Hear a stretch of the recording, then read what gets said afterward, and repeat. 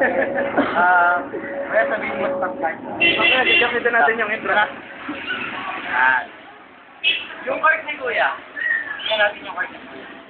Pina Diamond. Bakit kaya Pina Diamond? Diamond, meron ka sa pera, Kuya. Meron ka sa pera. Kaya pag pinigay ko sa'yo yung Pina Diamond, patungan mo na kamay mo. Para maganda. Tapos, yakat ko yung deck.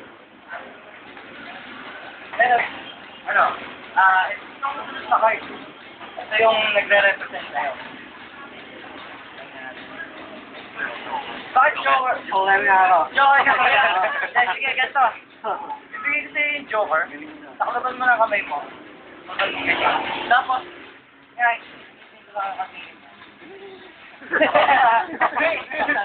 may nararamdaman kayong inis sa panel.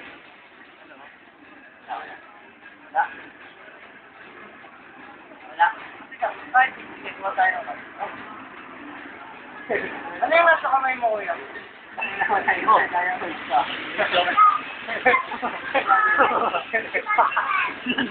Lumipat yun.